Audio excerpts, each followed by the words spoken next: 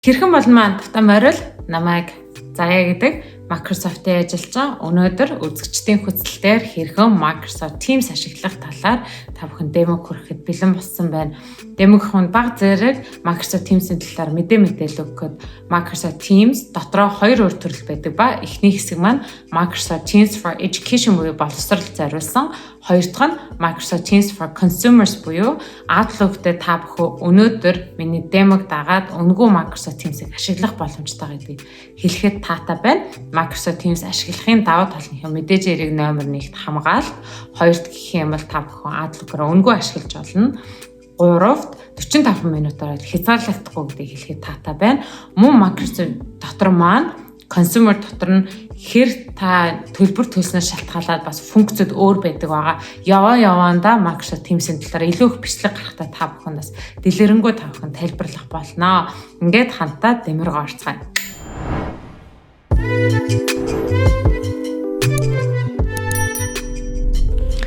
Хэрхэн Microsoft Teams компьютер дээр дата авах вэ? Та бүхний харж байгаачлан энэ хүү линкийг YouTube-ийн description дээр үлдээчих тул та бүхэн дагаад үзээрэй. Таны орсны дараа дэлгэцэн дээр болон хажуу талд сонголтууд гарч ирнэ. Эхний хэсэг дээр та Outlook-ээр дамжуулан Microsoft Teams өнгөө ашиглах боломжтой. Дараагийн хэсэг та ажлын имэйлээрээ ороод Microsoft Teams-ийг ашиглах боломжтой байгаа веб хөлбраар. Хэрвээ танд цаг зав байгаа бол Teams-ийн tour хэсгийг даран ерөнхий ойлголтуудыг авах боломжтой байдаг байгаа.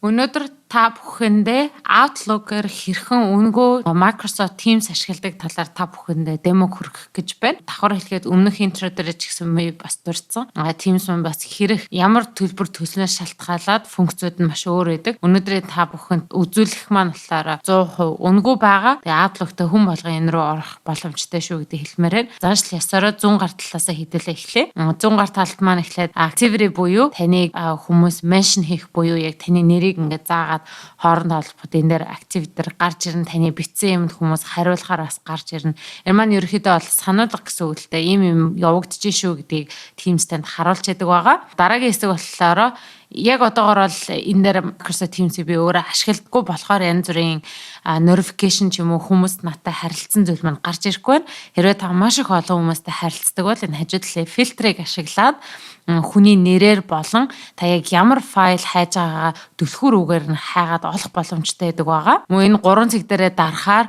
энэ донд та уншаагүй аль эсвэл хин нэг нь таныг mention хийсэн, эсвэл таны юмд react хийсэн, эсвэл та хин нэгний утсыг хариулж чадаагүй байгаа бол эдрээс шууд шүүгээд харах боломжтой байгаа. Зарим шууд энэчнээс тохируулга руугаа оруулж болно.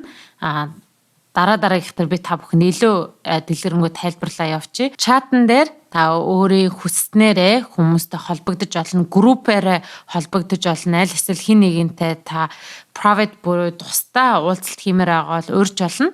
Найзууд дунд нь таны энэ дунд харилцаж байгаа хүн байхгүй бол санаа зовлтгүй тань доотлоо invite friends гэдэг найз урах гэдэг дээр та дараад энэхүү линкийг хуулж аваад social platform дээр авч тэр хүндээ өгөөд энэхүү линкэн дээр тухайн хүн маань дарснараа чатан дээр орж ирэх боломжтой. Хэрвээ та чата тухай аль хэзээний тантай контактн дээр байгаа хүмүүстэйгээ харилцааг бол энэхүү төвчлөр дээр дараад хооны нэр, имэйл, утасны дугаар нь та хайж олж болно. Эсвэл энэ дээр add groups name буюу Microsoft Teams дээр маш нэг гоё зүйл нь болохоор ингээд хамтдаа нэг групп болгочхоор заавал нөгөө олон хүмүүсийн нэрийг бичээд ингээд цаг алдах шаардлагагүй. Одоо жишээл маркетинг групп байлаа гэхэд шууд энэ дээр маркетинг групп эсвэл tech групп гэдэг хайгаа шууд тэр хүмүүстэйгээ харилцаж болдог. За чатан дээр гэх юм бол та бүхэн доор харж байгаа энэ гурван зүйлийн эхний хэсэг маань болохоор формат хэсэг байгаа. Энэ дээр та өөрийн мэдээлэлээ бол засаж янз бүрийн өөрийнхөө хүснээрээ засаж болно. За жишээлбэл энэ дээр Microsoft Teams demo гэд энийгээ хідүүлээ, итгэжүүлээ, тодруулж болно, доогуур нь зурж болно. Энэ дундаас өнгүүдийг сонгож болно. За энэ өнгийг сонгочий. За тэгээд доторхын бас одоо үсгний өнгийг бол өөрчилж болно. Энэ өнгийг сонгоод баг зэрэг энийг том болгочих гих мэтчлэн та өөрийнхөө хүснээр бол өөрчлөөд at гэд хүмүүсийг меншн хийж болно. Ажлынхаа хүмүүсийг хэнийг ч хамаагүй. Тэгмэл тухайн үнд маш шууд ирнэ гэсэн үг. Та охин эхнийх дээр санаж байгаа activity гэдэг дээр шууд тун гэж шууд гараад ирнэ. Энэ дээр бас нэг гоё зүйл нь гэх юм бол линк оруулж болдог, hyperlink. За энэ линкэн дээр та дарангууд энэ чинь текст оруулах гэн URL link ашигламаараа тэрийгэ үлдээд энэ чинь нэр өгж олно. Click here үлдээчээ тэ. За тэгээ insert гэдэг дарангууд шууд энэ чинь hyperlink болчихж байгаа. За энийг хэрвээ өнгөтэй байлгамааргүй бол мэдэж ирэг no highlight гэд өөрчилчих болно. Гэх мэтчлэн зүйлүүдийг та хийх боломжтой. Мөн энийг анхааруулж болно. Энэ маш чухал шүү. Энийг яаралтай хийгэрээ гэд хүмүүсээс сануулж болно.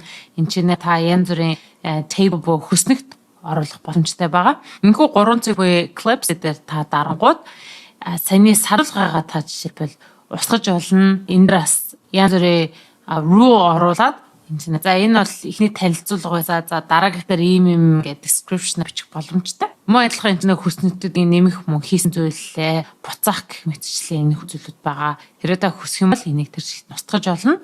File attach буюу энэ линкнээс арай жоохон өөр энэ мань болохоор та хүссэн файлаа оруулах болно. Одоо жишээлбэл зураг эсвэл ажлын янз бүрийн Excel юм уу Word дээр хийсэн байгаа мэдээллийн хамт олонтойгоо хуваалцах гэх юм бол энэхүү дээр дарж болно. Энэ бүгдийг та явуулахдаа энэхүү төвчлөр дээр дараад шууд хамт олон эсвэл харилцаж байгаа тэр хүн рүүгээ мэдээлэлээ явуулж болно. Ажлаар амар болгодог зүйл нь болохоор календарын хэсэг байдаг байгаа. За календарыг та хүсэх юм бол 7 хоногоор нь харж болно. Ингээд 7 хоногоор нь харж болно. Зөвхөн ажлын хэгээ 1-ээс 5 дахь өдөр хүртэл харж болно. Эсвэл яг нэг өдөртөө төвлөрөөд харж болно. 7-оос уулзалтай гэдэг уулзландаа эхлээд нэр өгнө. Хэдүүлээ Microsoft Teams demo гэд оруулчих. Маадлагаа энэ дээрээ дарах юм бол танд өөр сонгох өдрүүдийг өгж болно. За магадгүй за би 27-нд арай хийх биш байсан юм аа 26-нд авах байсан юм эсвэл дараагийн 7 хоногт байсан юм бол энэ дээр ямар сонголтыг та хийж болно. Энэ дундаас дараагийн сар руугаа ч орж болно.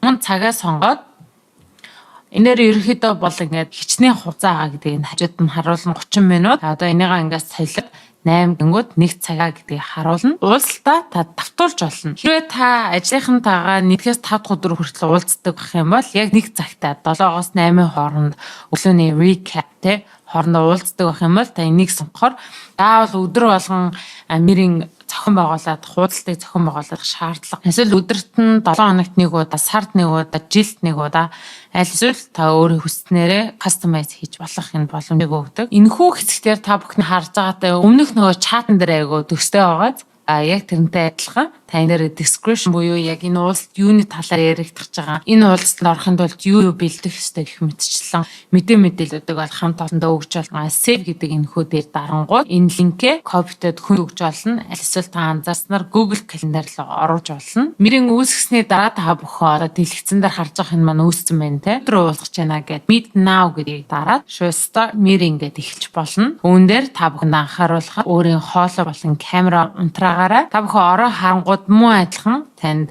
энэ линкийг хуулаад өөр платформ дээр хуудаж болохыг бол харуулж байгаа. Орсны дараа та бүхэн энэ 100 гарталт хичнээн хугацаа зарцуулж байгаа гэдгийг харж болно. Мөн дээр хичнээн хүмүүс оролцож байгаа гэдгийг харж болно. Нэг дугаар бол би ганцаархнаа байна. Мөн чинээ чатлж болно хоорондоо. Олон хүмүүс ярьж байгаа дундуур таслах маш хэцүү байдаг болохоор энэ raise hand буюу гараа өргөөд би бас юм асуумаар байна.